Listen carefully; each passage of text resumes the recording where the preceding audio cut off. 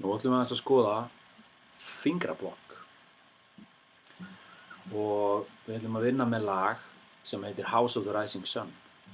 Þar erum við með A-mól og við erum með C-dúr og við erum með D-dúr og F-dúr og ég ætla að spila F-dúrinn svona. Svo kemur aftur A-mól,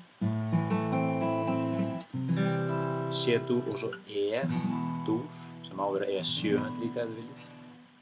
Ok. Og við ætlum að æfa okkur í plokkinu þannig að við erum með þumalinn á 5. streng. Við erum með A-mól hljóm og við ætlum að vera með vísifingur á 4. streng.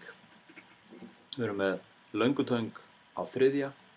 og baugfingur er á 2. streng. Ok, þetta þarf maður að æfa bara svolítið rólega. Hægt og rólega. There is a house. Það gerist núna, við erum að fara í D-dúr. Þá þurfum við að færa hendina niður, hægri hendina. In New Orleans, they call the rising sun. Og aftur færi ég höndina.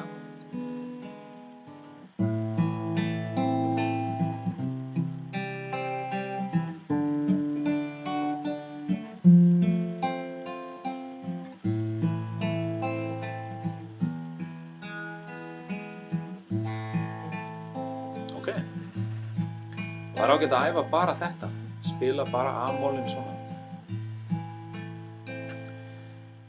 Sumir vilja færa vísifingur, löngutöng og baugfingur bara niður á 1., 2. og 3. streng og spila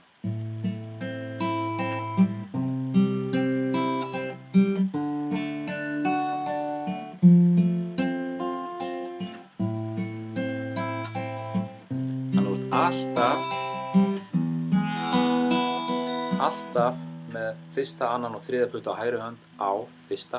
og 3. streng. Þú ert aldrei að færa það neitt. Þetta er einn möguleiki.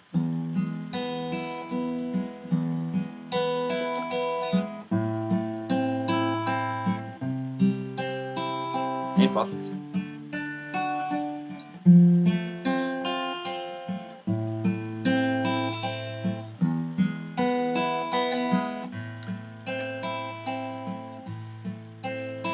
Við þurfum ekki að hafa neinar áhyggjur ef við erum með þessa aðferð. Hin aðferðin er líka skemmtileg, samt? Þannig að það er ágætt að æfa báðar aðferðirnar. Þetta er líka möguleiki. Aðalatriðið er að gera þetta rólega, finna eitt hljóm, spila þetta hægt og rólega. Ekkert vesen. Skipta. Fara aftur tilbaka. Þá getur maður alltaf að fara að spila Halleluja kannski.